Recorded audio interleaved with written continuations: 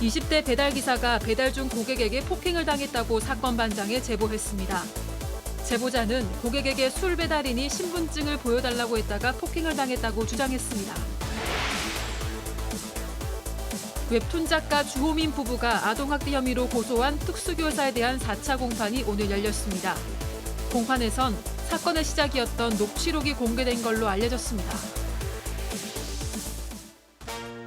뾰로롱 안녕하십니까. 자, 오늘도 월요일이 돌아왔습니다. 쓸데없는 얘기는 하지 않고요.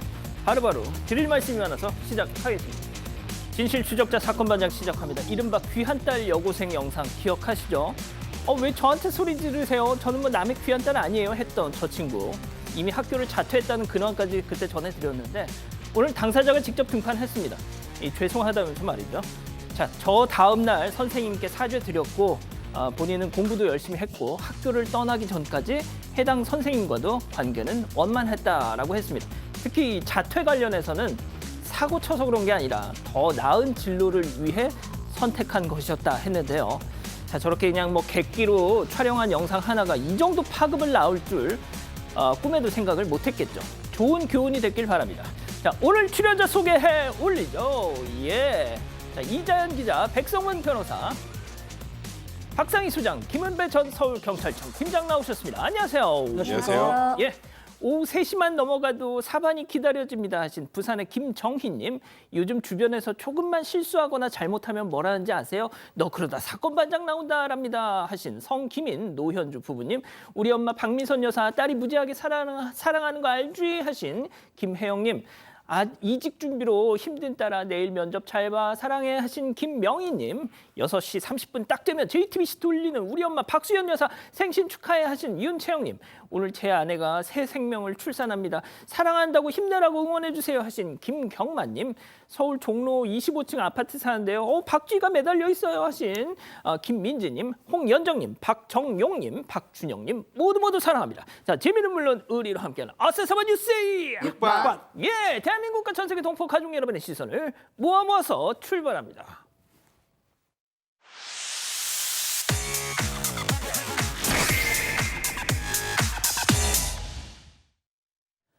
자, 첫 번째 달려보죠. 예, 폭언 학부모는 스타 강사입니다. 자, 수능 시험장에서 종 땡땡 울리고 마킹을 하려는 학생을 부정행위 처리했던 그 감독관 선생님의 학교까지 찾아가서 협박했다는 그 논란이 있었던 학부모, 나 변호사인데 했다는 분. 알고 봤더니 대형 경찰 공무원 학원 스타 강사였다고요? 네, 맞습니다. 경찰대 출신 변호사이자 현재는 대형 경찰 공무원 학원에서 스타 강사로 통하는 인물로 알려졌습니다. 이 학부모가 학교까지 찾아와서 이렇게 막 항의를 하다 보니까요. 많은 사람들이 목격을 했고 그 스타 강사 같은데? 라는 제보가 이어졌다고 합니다.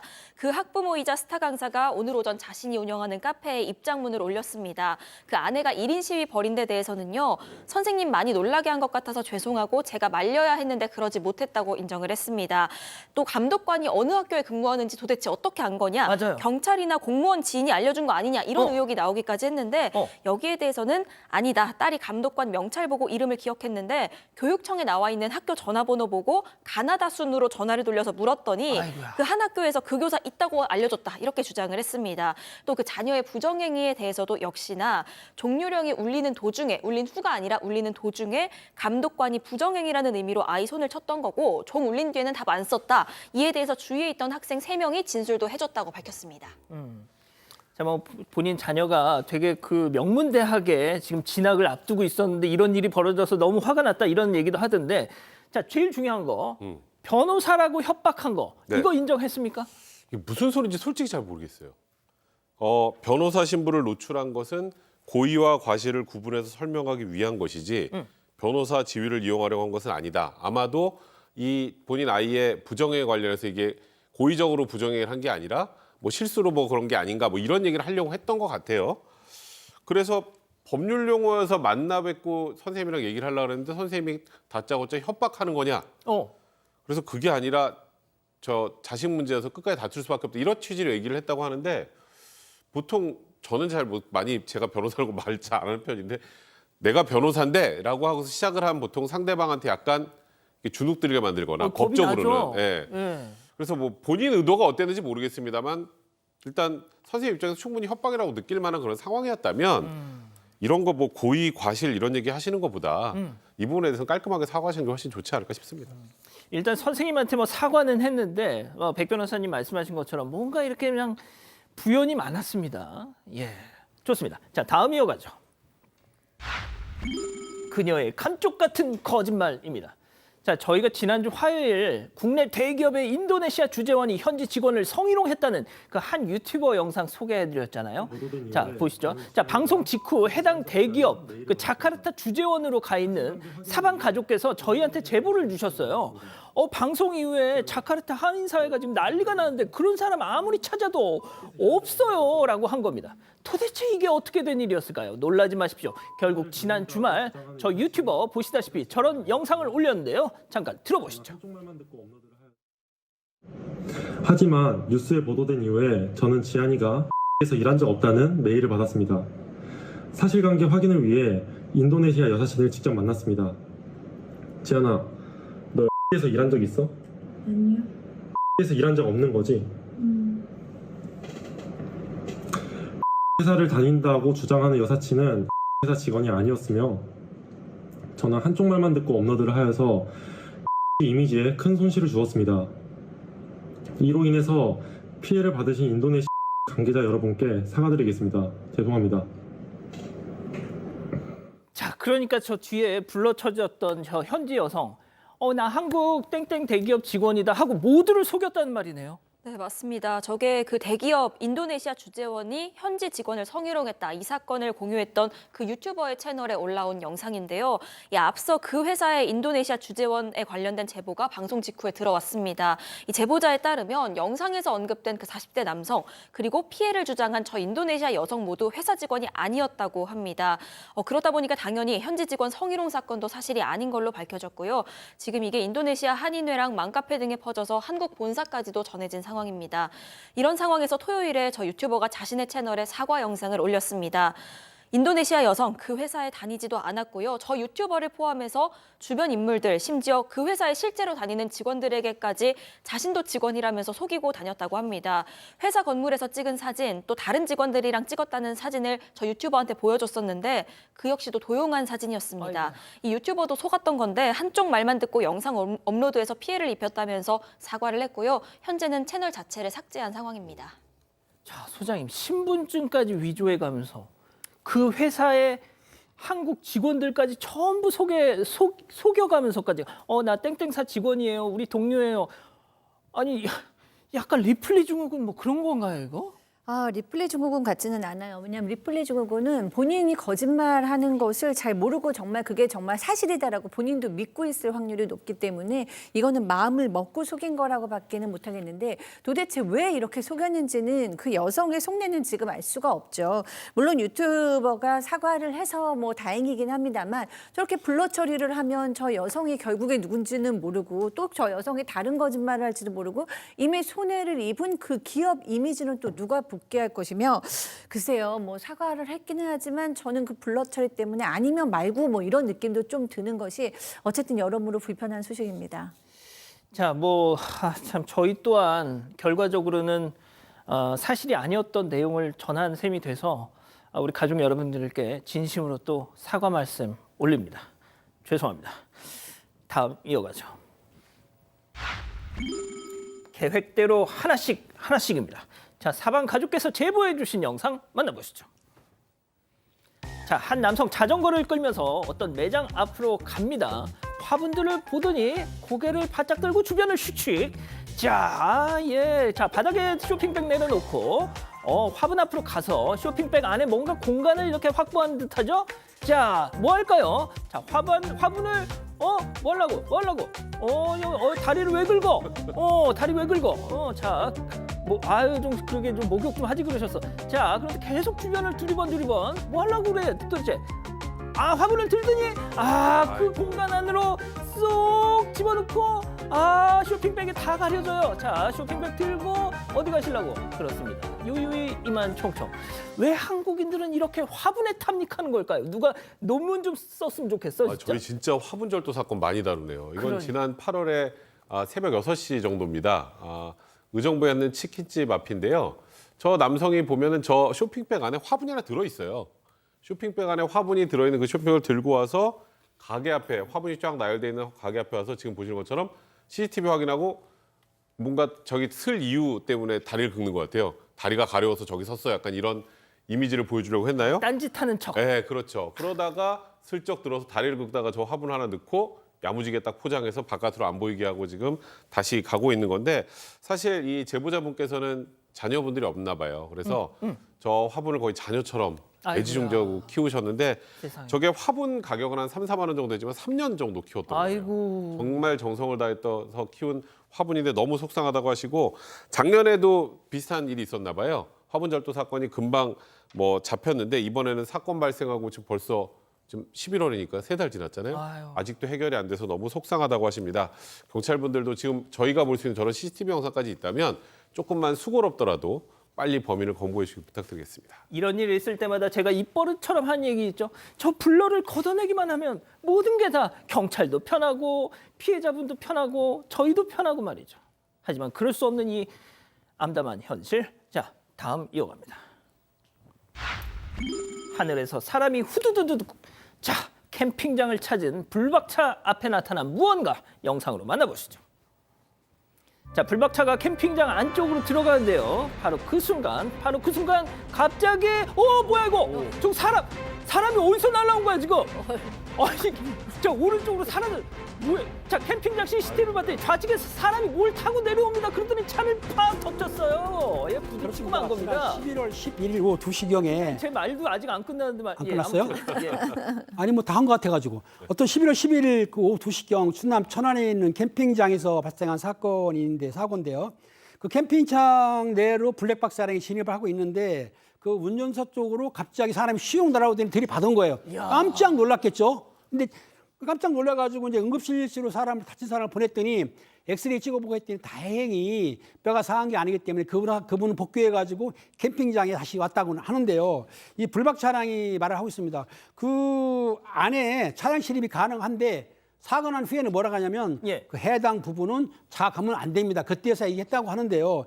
실제적으로 그 사전에 뭐 집라인 그 안내자랑 이런 사람들이 거의 안 된다는 그런 안내도 없었고 또 그리고 중요한 거 표지판도 없습니다. 관리원도 없고 이러다 보면은 캠핑장에서 지금 시설 관리를 못한 거로 보고 있는데 또 차뿐만 아니라 사람이 지나가다가도 이 부딪힐 수가 있는데 이 짚라인 속도가 상당히 빠르거든요. 부딪히면 크게 다칠 수 있는데 이런 상처가 났을 때 아니면 상해가 당했을 때 캠핑장에서 책임을 져야 되지 않느냐 이렇게 주장하고 있다고 합니다. 백 변호사님, 저건 책임을 져야죠. 당연히 져야죠. 어. 전 아무 경고 좀 말씀하셨던 것처럼 사전에 짚라인으로 뭔가 사람이 저 하늘에서 떨어질 수 있다는 걸 아무도 모르고 있잖아요. 진짜 조금 전에 말씀하셨던 것처럼 차에 부딪혀서 뭐 그나마 뭐 다행히 안 다치셨다니까 사람이었으면 어떡할 뻔했어요. 정말 큰일 납니다. 저거는 캠핑장 측에서 좀 적극적으로 나서서 이 상황을 좀 정리할 필요가 있는 것 같습니다. 그렇군요. 좋습니다. 다음 이어가죠. 민폐인 줄도 모르고 당당입니다. 자, 주차장에서 잠시 쉬고 있던 저희 사반 가족의 눈에 띈 황당한 장면 제보 영상 만나보시죠. 자, 주차장 빈자리 옆으로 한 여성이 다가와서 섭니다. 자, 뭘 하는 걸까요? 자, 바로 그때 주차하기 위해서 후진한 저 검은색 차량. 어머머머머머 스톱 하더니 자 조수석 스톱 오지마 막 지금 손짓하는 거야. 자 조수석으로 가더니 여기 우리 차 들어올 거예요. 자 잠깐 서 있던 차량 그냥 갑니다. 네가 대라 하면서 자 잠시 후에 흰 차가 왔어요. 또 저 빈자리를 노리는 것 같은데요. 일단 후진을 하려고 앞쪽으로 하는데 바로 그때 검은 차가 뒤로 쏙 들어갑니다. 예 이거 뭐 날 들이미기인가요? 자 그런데 그 검은 차에서 운전석에서 누군가 나옵니다. 저 여성과 혹시 싸우는 거 아닐까요? 예? 어떻게 하면? 자, 역시 가족이었던 모양입니다. 예. 자, 저런 거 하지 말라고 몇 번을 방송을 하고 있는데도 시정이 안 됩니다. 어? 네, 그렇습니다. 제보자께서 11월 26일에 여주의 아울렛에서 본 이제 광경을 찍으셨어요. 지금 이제 보신 대로 저 주차 자리를 이제 어떤 여성이 막고 다른 차 못 넣게 한 건데요. 사실 저런 광경은 저도 아주 자주 봤어요. 그러니까 사실 뭐 모르시는 분들은 저렇게 하면 어때?라고 얘기하시는 분들도 꽤 있으신 것 같은데 주차장은 차가 우선이잖아요. 그리고 저렇게 하면은 사실은 그 누구도 주차를 순서대로 하기가 좀 어렵잖아요. 가족이 같이 온 경우에는. 그래서 우리가 주차장에서는 차가 온 순서대로 주차를 하는 것이 맞는 것 같고요. 또 이 부분에 대해서 오늘 제보하신 분처럼 정말 너무 예의가 없거나 기분 나쁘다고 생각하시는 분들도 많아요. 그러니까 우리가 좀 공공 질서를 지키는 사반 가족이 되었으면 좋겠습니다. 그러니까요. 좋습니다. 자, 마지막 사연으로 가보죠. 아드님 제발 혼자 살아요. 왜 이 아드님 혼자 살아요 하는 거 보니까 아드님한테 이거 뭐 결혼하지 말라고 하는 부모님의 사연일까요? 자, 집단지성의 판단을 받아보고 싶으시다면서 제보를 주셨네요. 네, 그 큰아들이 자격증 시험 준비를 하겠다면서 다시 본가로 들어오겠다고 하는데 이게 너무 싫다며 자기가 잘못된 거냐면서 사연 보내주신 이 가족분의 사연입니다. 일단 사연자는 아들이 2명입니다. 그런데 사실 큰아들이랑 같이 살 때 좀 힘들었다고 합니다. 이 큰아들이 알아서 청소하고 알아서 챙겨 먹고 이런 걸 굉장히 귀찮아하는 성격이었고 그런 큰아들과 크고 작은 문제들, 다툼들이 계속돼 왔다고 합니다. 그러다가 이 큰아들이 웬 은행에 취업을 하게 되면서 사연자 부부가 옳았구나 하고요. 아파트 월세를 얻어서 독립시켜줬습니다. 그런데 잘 다니는가 싶더니 얼마 전에 갑자기 전문직 자격증 취득을 위해서 다시 공부를 시작하겠다면서 그 공부를 본가로 들어와서 하겠다고 선언을 한 겁니다. 그래서 사연자 부부가요. 큰아들한테 그냥 살던 집에서 계속 시험 준비하라 이렇게 얘기를 하면서 주말마다 우리 보면 되고 반찬도 갖다 주겠다 설득을 했습니다. 그런데 큰아들은 월세도 아깝고 또 혼자 살면서 공부하면 외롭다는 이유로 거절을 하면서 이렇게 합가를 거절하는 부모님한테 오히려 섭섭해한다고 합니다. 뭐 아들이 공부하겠다는데 너무한 거 아니냐 이런 식입니다. 그래서 사연자가 엄마 일주일 내내 운동 다니고 또 학원 다니면서 배우는 것도 있어서 바쁘다. 잘 챙겨주지도 어차피 못한다. 이렇게 얘기를 했는데 그랬더니 큰아들은 그거 놀러 다니시는 거 아니냐. 난 은행 다녔는데 은행이 얼마나 바쁜지 아시냐. 행복한 소리 하지 마시라. 이렇게 얘기하기까지 했다고 합니다. 심지어 그 작은 아들조차도 형의 합가를 좀 걱정하는 상황인데 안 받아주면 너무한 거냐면서 고민 보내주셨습니다. 그렇군요. 자, 기다리고 기다리셨던 푸처 핸즈업타임 유튜브 JTBC 뉴스 채널과 사건 반장 독립 채널에서 9천여 분의 우리 가족 여러분 함께하고 계신데요. 채팅창에 X로 함께 참여해 보시죠. 먼저 큰아들입니다. 와, 엄마 박상희 여사 혹시 나 어렸을 때 혹시 다리 밑에서 주워왔어요? 아니 아들이 부모님 집에 들어와서 자격증 시험 준비하겠다는데 다른 부모들 같으면 어이구 내 새끼 어여가 해도 모자랄 판인데 이걸 싫다고 방송국에 제보를 하셨어. 와 진짜 동네 사람들 나 다리 밑에서 주워왔어요. 엄마 진짜 서운하다. 동그라미.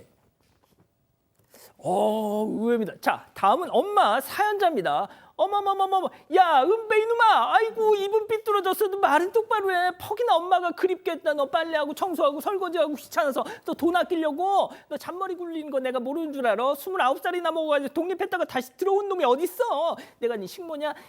아이고 은배 이놈아 정신 차려 X. 자, 우리 팀장님. 그렇습니다. 지금 이 친구가 사실은 그 월세로 부모가 해줬기 때문에 혼자 독립에 나갔다가 이제 빨래하고 청소하는 게 귀찮으니까 아마 오른 것 같은데 실질적으로 이 아들은 캥거루가 아닙니다. 엄마가 캥거루가 아니에요. 캥거루처럼 보호하면 안 되고 그리고 중요한 거는 부모하고 크고 작은 문제로 일으켰다고 하고 작은 아들도 반대한다고 한다면 이 어머님이 아들하고 학가하는 것보다는 아들을 독립시키기 위해서 그냥 냉정하게 칼로 딱 잘라서 혼자 살아라고 하세요. 자, 소장님. 네. 이럴 수 있다고 생각해요. 진짜 이제야 얻은 자유인데 또 들어온다 그러면 그러니까. 엄마 정말 앞이 깜깜하고 또 싸우기도 싫고 지금 보니까 이 큰아들이 성격이 상당히 까칠해요. 네. 엄마 뭐 내가 은행 다니는 게 훨씬 힘들지 뭐 막 이런 식으로 얘기를 하고 둘째도 힘들어한다는 걸 보면 사랑은 하지만 같이 있기 상당히 어려운 캐릭터의 분이다라는 생각이 들고요. 게다가 아픈 손가락도 아니에요. 직장도 좋고 아파트 월세도 내주고 있어요. 그럼 그냥 혼자서 공부하십시오. 좋습니다. 자, 백 변호사님. 부모는 자녀에게 희생만 하는 그런 존재가 아닙니다. 많은 분들이 그렇게 생각하시는 것 같은데 가족의 각자의 지금 삶을 이걸 존중을 보고 해야죠. 계시는 우리 백성문 변호사님의 부모님은 그건 네가 할 소리가 아니다 이놈아. 많이 희생하셨죠. 근데 이제 그러니까 왠지 계속 그랬을 것 같아. 무한대로 희생만 하는 존재가 아니다. 뭐 이 얘기를 진짜? 해드리는 거고요. 그리고 가족들 각자의 삶이 있잖아요. 여기서도 지금 제보자분께서 지금 뭐 운동도 해야 되고 뭐 본인의 삶을 즐기고 있는데 그 본인의 삶을 깨고 지금 큰아들이 들어온다는 거 아니에요? 그리고 큰아들의 생각은 보면 돈 줄이고 자기 편하게 쓰려고 하는 거잖아요. 그러니까 이럴 때는 좀 매몰 차셔도 됩니다. 그렇군요. 자, 이 기자, 우리 가족 여러분들은 뭐라고 하십니까? 대부분이 드리면 안 된다는 의견이신데요. 진짜? 희연님, 딱 봐도 집안일 하기 싫어서 들어오려는 거네요 하셨고요. 머쉬룸님, 아유 이렇게 애들 때문에 맘 상하는 일 많아요 하셨습니다. 붉은홍님, 절대 합가하지 마세요. 자유 끝, 불행 시작입니다. 이런 의견 주셨습니다. 그렇군요. 자, 사건반장 제보 메일과 카카오톡 사건반장 제보 채널에서는 가족 여러분들의 많은 사연과 제보 기다리고 있습니다. 자, 비행기 승무원으로 일하고 계시는 박은서님 보고 계시죠? 일부 진상 승객들께 하고 싶은 말씀이 있다 하셨어요. 자, 사진 하나 보시죠.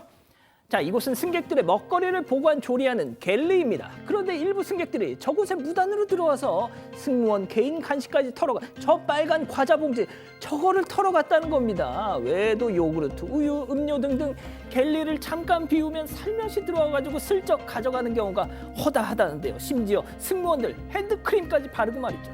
진짜 진상 승객 여러분, 필요하면 말로 하세요. 갖다 드린다고요. 좀 하셨네요.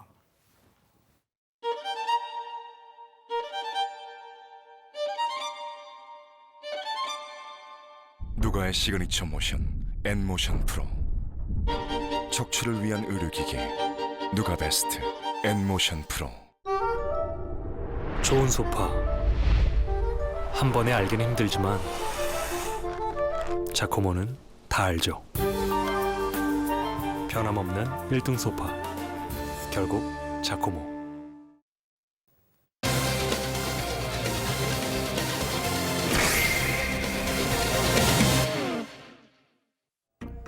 취업을 준비하며 배달원으로 일하는 20대 남성이 한 아파트로 배달을 갔습니다. 배달원은 술을 주문한 고객에게 규정상 신분증을 요구했는데요. 그러자 이 고객, 배달원에게 욕설을 하며 세게 밀쳐버렸습니다.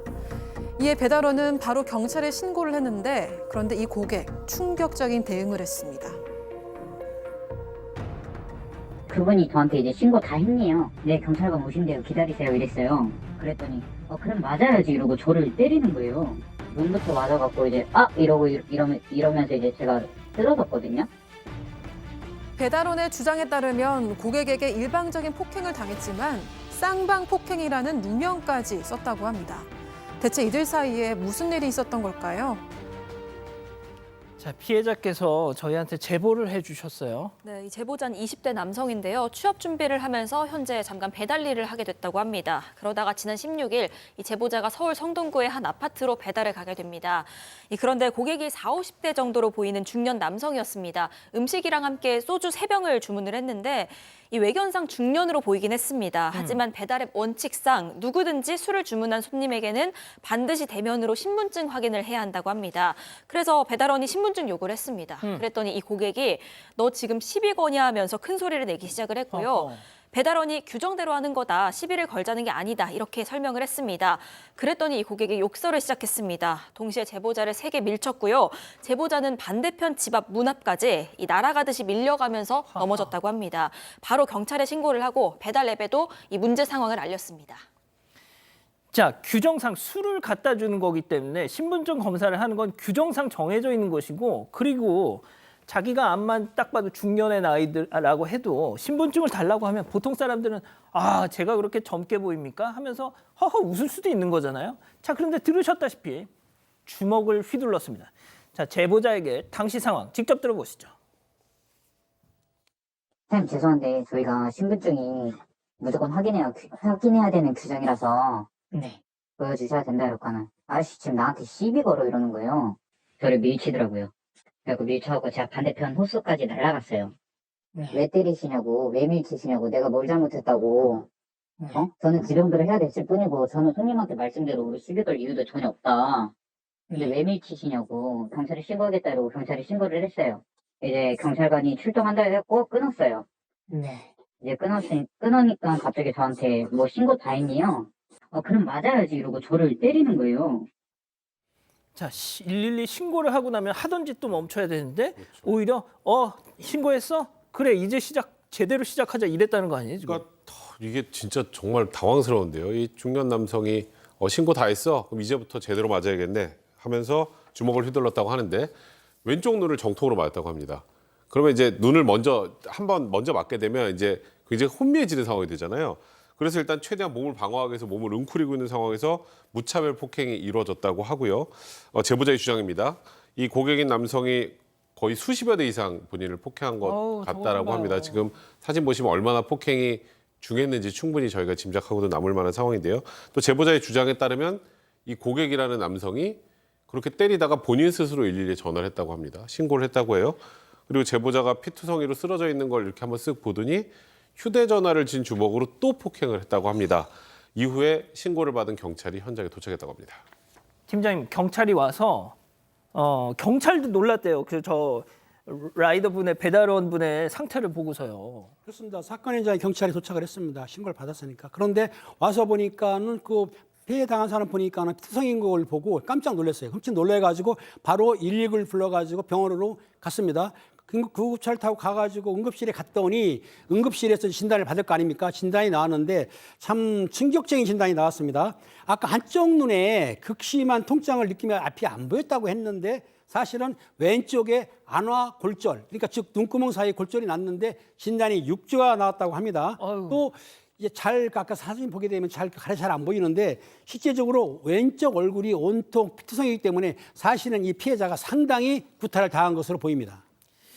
자, 사진만 보더라도 일방 폭행이었을 것 같잖아요. 자, 그런데 이 상대 남성, 가해자는 또 다른 주장을 한다고 합니다. 체크포인트 짚어보죠. 쌍방 폭행, 결국 또 저 얘기가 나왔습니다. 어떻게 된 일인지 들어보시죠. 자기는 세대를 먼저 맞고 저를 때리다 보니까 이렇게 된 거다 이렇게 얘기를 했다는 거예요. 저 거짓말을 칠 것도 없고, 제 기억으로 거의 한 16대, 14대 이 정도 맞은 것 같아요. 네, 무릎, 발, 주먹 다 했어요. 밀친 것까지 포함하면 한 18대, 19대 되겠네요. 그러니까 제가 이제 아파갖고 좀 이렇게 뭐라 해야 되지? 앞바다리 하면서 여기 오른쪽 무릎은 굽힌 상태에서 이러고 막 이러고 쉬고 있는데 자기가 112 신고를 하고 끝나고 난 다음에 그 핸드폰 주먹으로 저를 또 때리더라고요. 그분은 몸이 너무 멀쩡해서 임의동행 하셔서 가셨어요. 자, 저 때린 사람, 고객이라는 사람의 주장도 좀 소장님이 전해주시죠. 네, 이 고객은 내가 먼저 맞았다라고 주장을 하고 있는 상태예요. 저 배달하는 사람이 나를 먼저 3대를 먼저 때렸다. 그래서 내가 화나서 나도 때리다 보니까 이렇게 됐다라고 얘기하면서 쌍방 폭행을 주장하는 거고요. 지금 전치 2주의 상해 진단서도 제출한 상태라고 합니다. 여기에 이 배달하시는 분께서 말도 안 된다. 내가 맨 처음에 눈을 맞아서 내가 너무 아파서 그냥 이렇게 몸을 웅크리고 있었고, 그다음에 상대 남성이 안경을 쓰고 있었기 때문에 나는 20대다. 만약 내가 정말 힘을 줘서 같이 때렸다면 안경이라도 훼손됐을 것이다. 근데 아무렇지도 않다라고 얘기했습니다. 자, 일단 두 사람 의견이 막 맞서고 있어요. 참 이게 진짜 이런 거 볼 때마다 너무 안타까운 게 이 바디캠 같은 걸 달고 있었으면 저희가 이렇게 이걸 가지고 길게 얘기할 이유도 없을 텐데 말이죠. 네, 그런데 문제는 또 현장에 CCTV마저 없어서 제보자도 굉장히 답답해하고 있는 상황입니다. 그런데 심지어 상대 남성이 이 부분을 오히려 이용까지 하고 있다고 제보자는 주장을 하는데 폭행 당한 뒤에 그 경찰을 기다리고 있었다고 합니다. 그런데 상대 남성, 그러니까 고객 측이 여기 CCTV 없다면서 나도 맞았으니까 쌍방이다. 경찰 와도 아무 의미 없다. 이런 말을 제보자에게 했다는 겁니다. 또 경찰이 도착해서 두 분 다 처벌 원하냐고 물었는데 그때 이 고객은 저분이 그냥 가면 난 없던 일로 하겠다라고 말했다고 하고요. 현재 경찰이 이에 대해서 사실관계를 확인하고 있는 상황입니다. 자, 안화골절 지금 실명 얘기까지도 나온다고 제가 들었는데 그 막대한 치료비 지금 혼자 감당하고 계신답니다. 네, 그렇습니다. 좀 너무 이 제보자의 상황이 안타깝습니다. 우리가 사진으로 봐도 너무 심각하게 다쳤는데 사실 아무도 지금 책임을 지고 있지 않아요. 지금 이 사건 후에 600만 원으로 치료비가 들었고 사실 병원에서는 추가 검사를 더 해야 될 것 같다라고도 얘기를 했다 그러는데 일단 기본적으로 이 가해 남성한테 경찰이 치료비를 어떻게 생각하냐라고 얘기했더니 아무 대답도 하지 않았다고 하고요. 그다음에 이 배달 앱 앱에서도 이 제보자께 뭐 맨 처음에 다 연락이 와서 혹시 나를 걱정해서 연락했나 이런 생각 들 거 아니에요. 누구나 네네. 다. 그랬는데 그게 아니라 정말 배달원께서 고객을 폭력을 행사하셨냐 이런 식으로 먼저 물어봤다는 아이고. 거예요. 네. 그래서 도리어 이제 이 제보하신 분께서 산재에 대해서 문의를 했는데 지금 알아보겠다라는 답만 들었고요. 뭐 여러 가지 지금 또 비용은 다 이제 본인이 직접 감당하고 계시는데 지금 잔고가 바닥이 난 상태라고 합니다. 애초에 주류를 배달로 먹을 수 있게 한 이거부터가 좀 문제라고 봐요. 그러니까요. 근데 이제 배달을 하게 되면 지금 말씀하셨던 것처럼 나이 여와에 상관없이 외관상 어떻게 보면 상관없이 신분증을 확인하도록 돼 있으니까 그 규정에 따른 건데 일단 뭐 쌍방폭행이라고 주장을 한다고 하니까 근데 문제는 이제 CCTV가 없지 않습니까? 예. 이럴 때 제일 중요한 거는 제일 먼저 몸에 남아있는 상처가 증거입니다. 1차적으로. 그리고 이 지금 그러니까 가해자라고 추정되는 이 고객이라는 사람이 실제 외관이 그 당시 임의동했을 때 어땠는지도 굉장히 중요할 것 같고요. 그리고 피해자 진술의 일관성 이것들이 있으면 저는 이게 쌍방폭행으로 끝날 것 같지는 않은데 예. 저는 좀 아쉬운 건 배달앱 측에서도 고용관계가 있는지는 제가 정확하게 알 수 없습니다만 그게 아니더라도 본인은 결국 이 배달하시는 분들 때문에 결국 회사가 운영되는 거 아니겠습니까?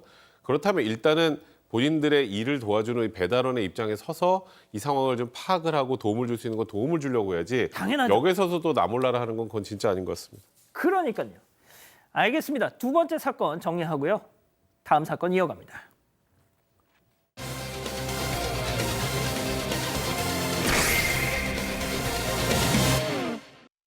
웹툰 작가 주호민 부부가 아동학대 혐의로 고소한 특수교사에 대한 4차 공판이 오늘 열렸습니다. 공판에선 사건의 시작이었던 녹취록이 공개됐습니다. 공판 현장을 들여다봅니다. 자, 오늘 4차 공판이 있었습니다. 네, 원래 이 4차 공판이 지난달 그러니까 10월 30일로 예정이 돼 있었는데 뭐 정확한 사유는 알려지지 않았지만 연기가 한 달 가까이 되면서 오늘 2시에 4차 공판 열렸습니다.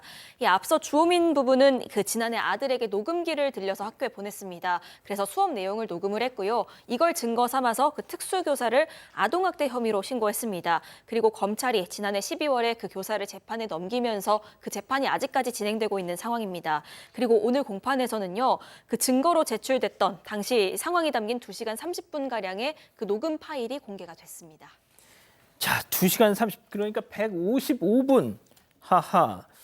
예, 좋습니다. 자, 그럼 여기서 세 번째 사건 체크포인트 짚어보죠. 155분. 아유, 저걸 다 들었어요. 그러니까 일단은 검찰에서는 아동학대라는 취지로 기소를 한 건 아니겠습니까? 근데 검찰에서 요약한 부분만 들으면 사실 전후 사정이나 뉘앙스나 이런 것들을 정확하게 확인할 수 없어요.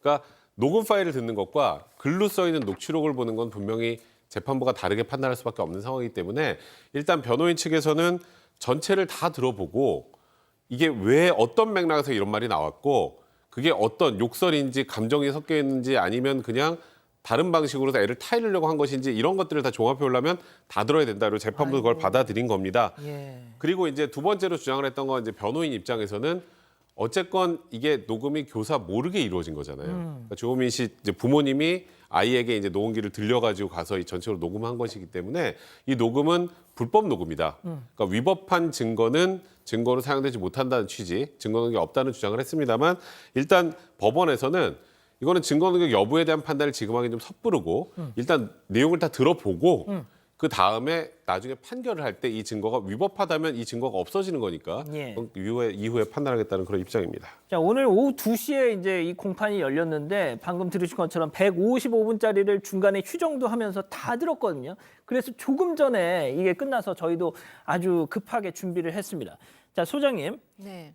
그걸 다 듣고 판단을 하겠다는 거네요. 그렇죠. 일단 다 들어보겠다라는 건데요. 사실 이 내용 중에 좀 교사의 말 중에서 좀 학대가 될 만한가? 이렇게 논란이 될 만한 여지의 내용들이 있기는 합니다. 저희가 이제 알려줬었어요. 그러니까 진짜 밉상이네. 머릿속에 도대체 뭐가 들어있는 거야? 버릇이 매우 고약하다. 너 싫다고, 나도 너 싫다, 정말 싫다, 뭐 이런 말이 담겨 있다고 해요. 근데 이런 말이 담겨 있기는 하지만 교사의 변호사는 이런 얘기를 합니다. 이 전반적인 녹음을 다 듣고 과연 이 교사의 발언이나 태도가 직위 해제가 될 만한 수준인가를 판단해 달라는 거예요. 이 녹취의 내용 중에 중요한 것이 교과서에 있는 내용이고, 그다음에 이제 수업 시간이 끝난 후에 녹음은 또 빠져 있다고도 밝혔습니다. 자, 오늘 그 현장에 공판에 참여했던 방청객들한테 저희가 취재를 해서 현장 분위기를 팀장님 직접 들었죠. 그렇습니다. 오늘 공판에는 이제 주호인 작가의 부인이 참석했고 또 그리고 해당 학교 몇몇 학교 교사와 학부모들이 참석을 했다고는 하는데요. 방청객에 의하면 주 작가 측은 변호사를 2명 더 선임을 했다고 합니다. 근데 이제 재판 진행은 판사가 중간중간 문제 발언이 나오게 되면 끊기도 하고 검사와 변호사에게 의견을 묻고 사안 설명을 듣고 그런 식으로 진행이 됐다고는 하는데요. 공개된 파일을 들어보면은 해당 교사가 코로나 후유증으로 해가지고 계속 심하게 기침을 하는 상태였고 변호인 측의 주장에 의하면 학폭 문제 해결 때문에 심신이 지쳐있는 상태라고 말을 하고 있습니다. 그러겠죠. 그런데 이 파일 중 그 주작가 측에서 욕설을 했다고 주장하는 부분에 대해서는 재판장에서는 명확히 들리지 않았다고 합니다. 그래서 이 부분에 대해서는 검사가 3군데 정밀 음성 감정을 의뢰했는데 2곳에서 결과를 받았다고 하니까 아마 다음 공판에서는 결과지를 공개하겠다는 입장입니다. 자, 그러면 지금부터 이 공개됐던 부분에 대해서 좀 알아보죠. 네, 일단 앞서 팀장님께서 말씀해 주신 그 욕설 부분, 그게 지금 문제였는데 그게 이 주작가 측 그리고 검찰 역시도 새 음절짜리 욕설이라고 판단을 했습니다. 그런데 여기에 대해서 교사 측은요, 그거 욕설 아니다. 그리고 새 음절짜리 욕설이라고 주장을 하는데 잘 들어보면 2음절로 들린다는 겁니다. 다른 단어를 말한 건데 이게 잘못 들은 것 같다. 이렇게 주장을 하고 있습니다. 그런데 이 부분이 잘 들리지 않았기 때문에 그 공판 당시에 재판정에서도 3번가량 반복 재생이 된 상태고요. 교사는 당시 상황에 대해서 잘 기억이 안 난다 이렇게 답변을 한 상황입니다. 또 이어서 다음 상황이 공개가 됐습니다. 어떤 상황에서 이 교사가 수업 준비를 거쳐서 차분하게 뭔가를 설명하는 듯합니다. 그런데 이 행동이 아이의 어떤 행동이 이해가 잘 안 간다는 듯이 말을 제대로 해라. 어떻게 됐어? 뭐가 그렇게야? 말을 해야지 라면서 뭘 보는 거야? 그런데 라고 계속 묻다가요. 그 문제의 워딩이 시작이 됩니다. 아 진짜 밉상이네. 도대체 머릿속에 뭐가 들어있는 거야? 다소 짜증을 내는 듯한 어투였는데 이 부분에서 재판부는 잠깐 이 파일을 멈췄고요. 이 부분은 혼잣말이더라도 조금 다르게 들리긴 한다. 라는 듯한 이 발언을 합니다. 근데 여기에 대해서 이 교사는요, 전반적으로 이게 다 아이가 집중을 못하기 때문에 한 말이고 전체적으로 교육을 하려는 취지였다. 이렇게 주장을 했습니다. 자, 그리고 받아쓰기를 가르치는 부분, 이 부분도 참 논란이었는데요. 그러니까 교사가 아이와 함께 버릇이 매우 고약하다 이 문구를 이제 반복적으로 말하는 게 나오는데 교사는 이제 받아쓰는 교육이고 뒷받침 소리를 잘 내기 위한 교육이고 책을 읽는 것이 아니다. 뭐 이러면서 뭔가 글자를 잘못 쓰거나 지우지 않으면 그거에 대해서 계속 이제 교정을 요구하고 그 다음에 집중을 하지 않으니까 뭐 하고 있어 하면서 이제 다소 언성이 높아지는 그런 부분도 나오고 그러면서 버릇이 너무 고약하다는 문구를 보면서 너를 얘기하는 것이라면서 아이를 지목하는 듯한 말을 했고 나 너무 싫어 이런 발언도 했습니다. 재판부가 이에 대해서 이제 교사가 좀 짜증이 난 상황인 것 같다. 근데 고약하다는 표현은 좀 불필요했던 것 같고 그리고 또 싫어라는 표현은 이제 혼잣말이었던 것 같다. 근데 이제 제일 중요한 건 이 정도의 상황이 과연 아동 학대에 해당하는 것인지 직위 해제가 정당한 정도에 해당하는 것인지에 대한 판단은 남아 있습니다. 그러니까요. 자, 다음 재판이 12월 18일에 또 있다니까요. 그때도 또 뭐 내용이 나오면 다시 한번 전해드리죠. 자, 정리하고요. 별별 상담소 이어갑니다.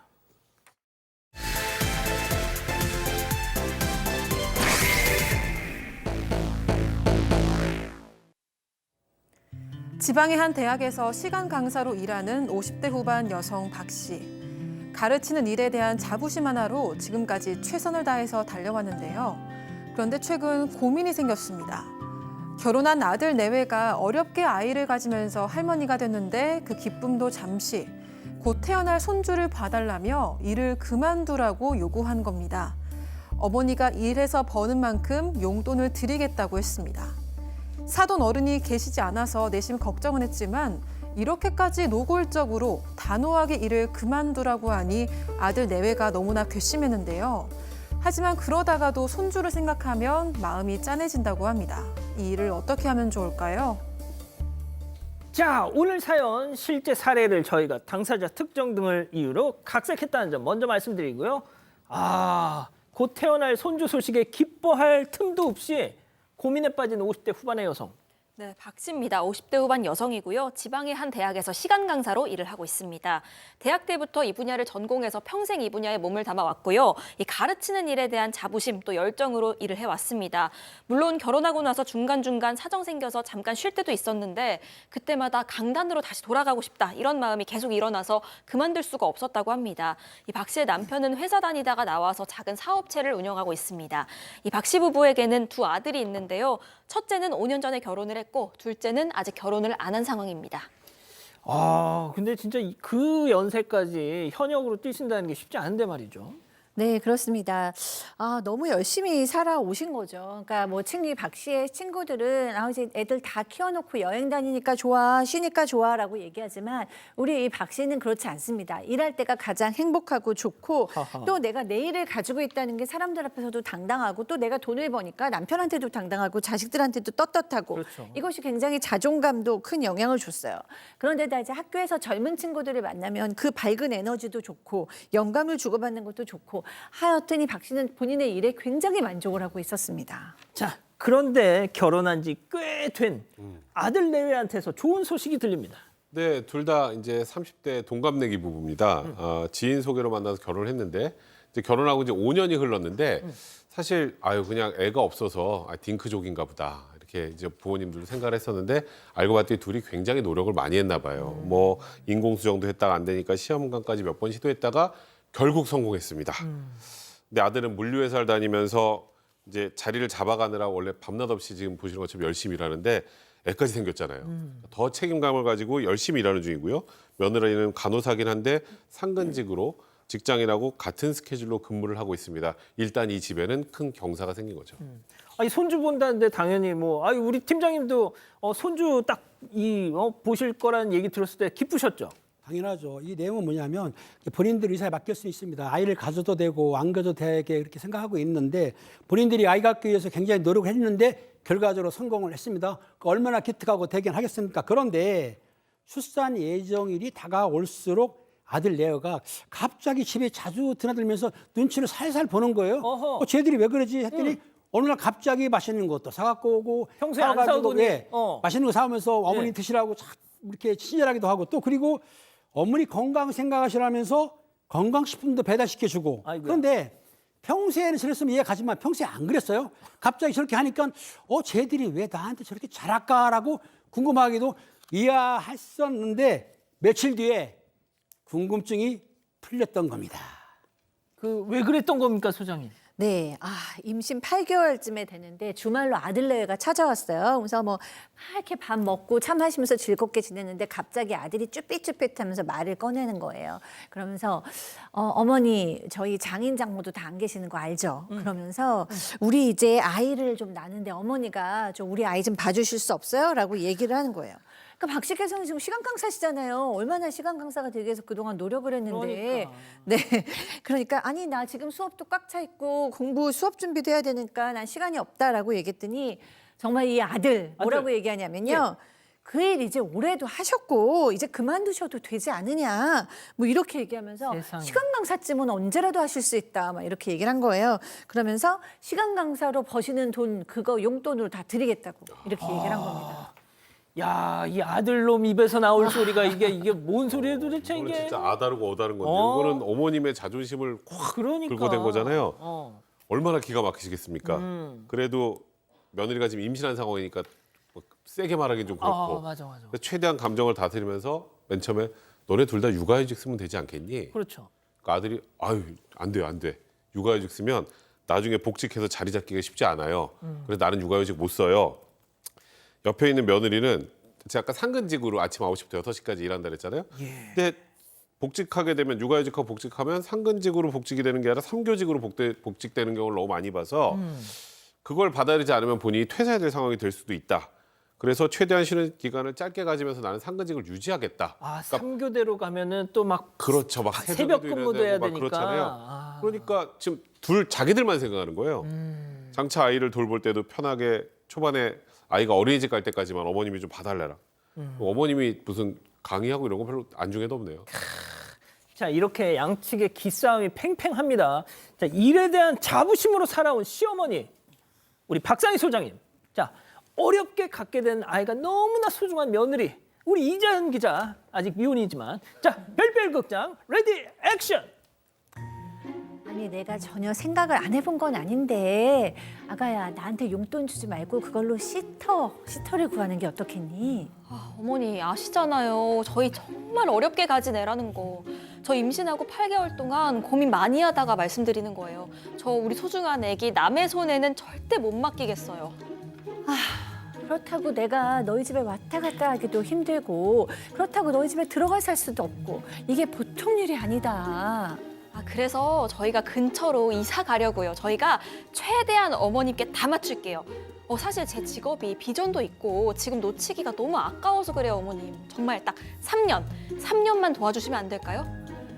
어머 너 진짜 얘기하는 거 이상하다. 그럼 내일에는 비전이 없니? 너만 비전이 있니? 그리고 3년으로 끝날지 4년으로 끝날지 5년까지 갈지 너희가 또 둘째를 낳을 수도 있는 거잖아. 난 너무 힘들어. 너무 못해. 정말 싫어. 못하겠다 이게. 어머니, 진짜 너무하세요. 친엄마처럼 따뜻하게 품어주시겠다면서요. 무슨 엄마가 이래요? 저 서운해요, 진짜. 아, 예. 아우. 이자연 너무 꼴보기 싫다고. 예, 지금 채팅창에. 그러네요. 난리가 났겠네요. 예. 아유, 아, 백 정말. 변호사님 이거는 좀 아닌 것 같은데. 아니, 그러니까 지금 이 남편분도 뿔이 났어요. 어. 아니 해도 너무한 거 아니냐? 자식들 다 키워놨더니 자식의 자식까지 키워달라는 거냐? 그러니까. 그걸 거기다가 어머니가 뭐 시간 강사하는 거 그만두고 말고 그것까지 다 자식들이 그냥 너무 자기들만 생각하면서 요구하는 게 너무 화가 나셔가지고 부모 일을 관둬라 어째라 할 권한까지 너네들한테 없다 이렇게 얘기를 하니까 며느리는 펑펑 울고 아들 얼굴이 시뻘개졌다고 합니다. 아이고. 그러면서 아들 하는 소리가 아니 같은 여자 입장에서 며느리 좀 이해하고 품어주면 좋지 않냐? 허허. 친정 엄마도 없이 산후조리해야 해서 가뜩이나 쓸쓸히 하는데 난 엄마가 이렇게 나올 줄 몰랐어. 야. 하면서 오히려 서운했다고 합니다. 이 아들놈이 왼수네, 소장님. 그러니까 저 막 너무 감정이입돼가지고 네, 이 엄마가 여기까지 열심히 살아오는데 얼마나 힘드셨는데 아들은 이 엄마 일이 아무것도 아닌 것처럼 자기 생각만 해서 이렇게 사실은 손주 봐주시면서 손주병에 걸리신 어르신들이 많아요. 막 온몸이 다 아프다 그러고 사실 우울증도 많습니다. 그러니까 어련하면 손주가 오면 너무 반갑고 집에 가면 더 반갑다 이런 말이 있을 정도잖아요. 그런데도 사실 엄마 입장에서 또 애들이 뭐 아기 맡길 곳 없어서 이리 뛰고 저리 뛰고 막 이러다 보면 결국에는 짠하기도 하고 너무 막 안쓰럽기도 하니까 애를 맡아주시기도 하는데 사실 이거 너무 큰 희생이 필요하기 때문에 뭐 그냥 대충 맡길게요 뭐 이렇게 얘기할 일은 진짜 아닙니다. 자, 팀장님 아드님도 경찰, 며느님도 경찰. 그 손주 어떻게 하셨어요? 걔들은 산후조리가 끝난 뒤에 어. 잠깐 베이비시타를 쓰고 며느리가 어. 저 이 업무를 좀 바꿨어요. 어. 우리가 해주는 게 아니고 자기들이 알아서 어. 좀 크니까는 어린이집 데려다 주고 자기가 또 데려오고 편하죠. 왜냐하면 본인 애들은 본인이 키워라. 이게 이제 소신인데 물론 가끔 도와줄 때는 있지만 전문적으로 도와줄 수는 없는 것이죠. 아, 그러셨구나. 알겠습니다. 그럼 여기서 별별 상담소 오늘의 궁금증 짚어보죠. 보여주시죠. 자, 일 그만두고 애 좀 봐달라는 아들 부부 괘씸하기도 하고 짠하기도 하고 이거 어떻게 하면 좋겠냐 하십니다.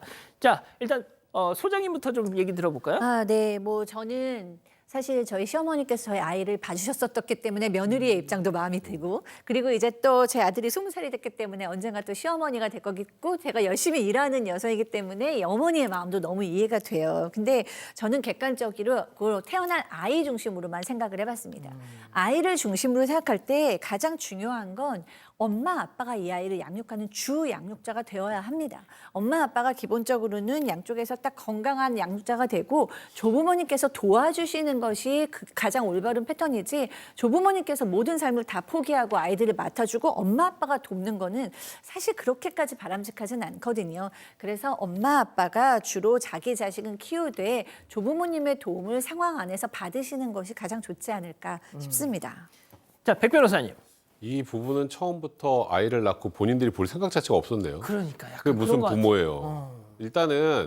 일단은 본인들이 해서 안 될 때 옆에서 도움을 주는 건데 여기서 제일 중요한 건 어머님이 지금 직업이 있고 자부심을 갖고 있는 직업이 있는데 그거를 이래라 저래라 할 권리까지는 없습니다.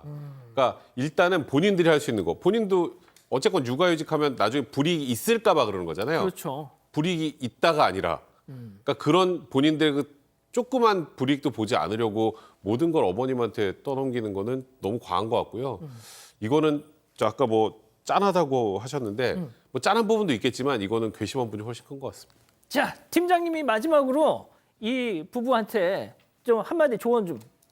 자기 아기는 자기가 키우고요. 본인들이 육아휴직을 정부에서 지금 권장하고 있지 않습니까? 육아휴직을 해가지고 애를 키우세요. 아, 좋습니다. 자, 이 기자, 우리 가족 여러분들은 뭐라고 하시나요? 네, 많은 의견 주고 계시는데요. 패션리님, 부모 커리어는 커리어도 아니냐, 너무 뻔뻔하다 하셨고요. 화이트라떼님, 관절 망가져요. 오키님, 골병 들어요. 애봉공 없다고 하잖아요 하셨고요. 밀크커피님, 키우다가 애 아프면 또 어머니 탓할 게 뻔합니다 하셨습니다. 그렇군요. 좋습니다. 자, 별별 상담소 오늘 이 정도로 정리하고요. 다음 글로벌 픽 이어갑니다.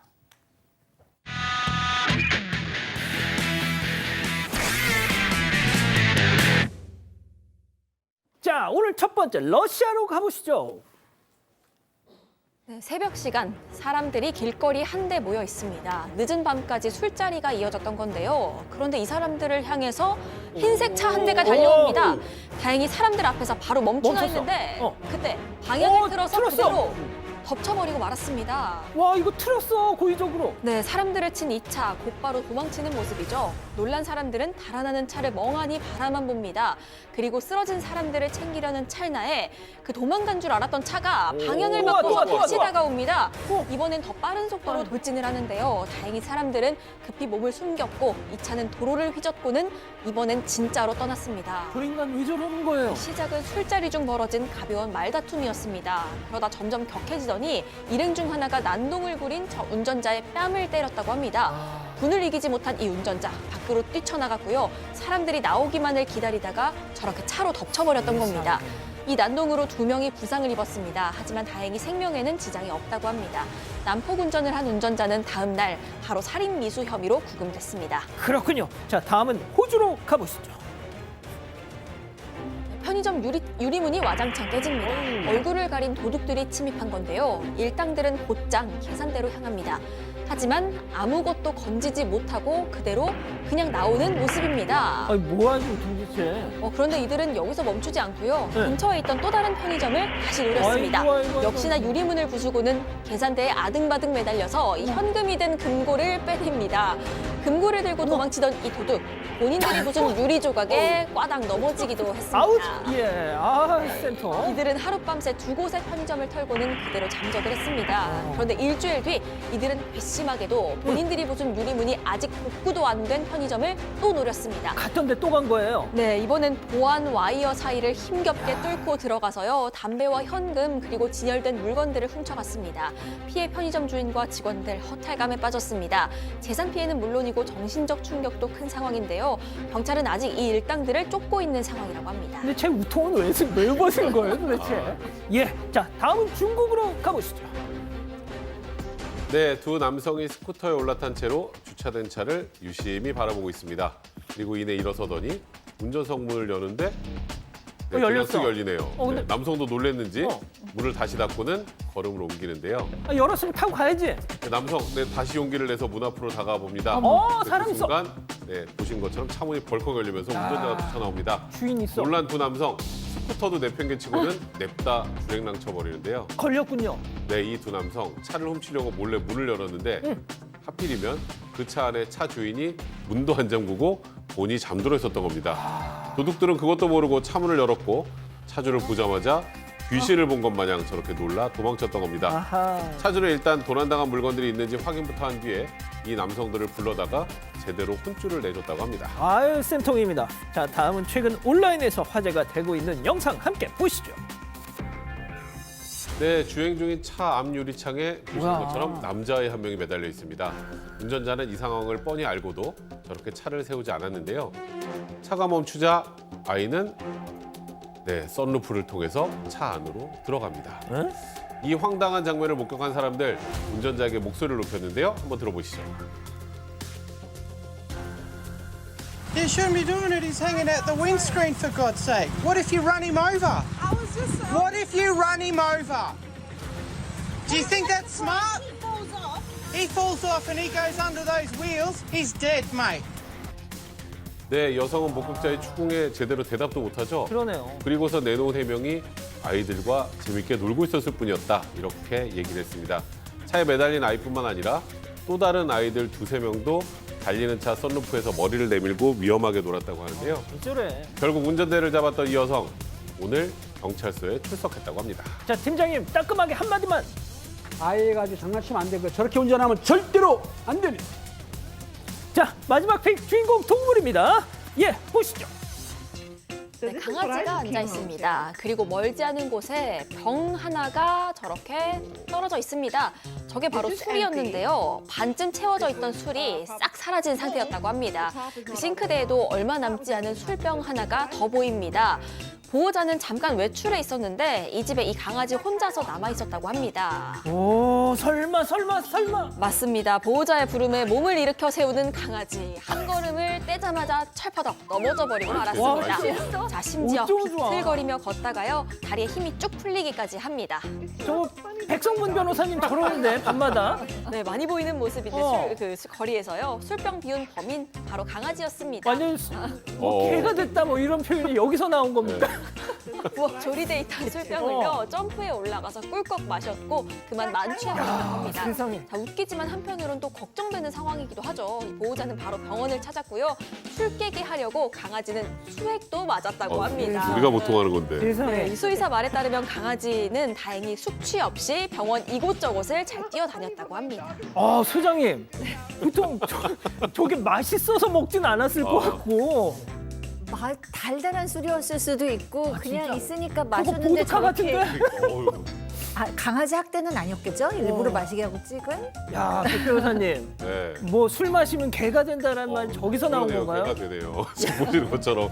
그리고 수액을 보통 술 많이 먹으면 술 안 깨면 많이 맞거든요. 아, 진짜. 그렇게 강아지도 그렇게 해주나 보네요. 야, 진짜 개가 저렇게 술을 마시고 휘청을. 야, 이거 진짜 진귀한 영상입니다. 아, 예, 너무 충격을 받았어.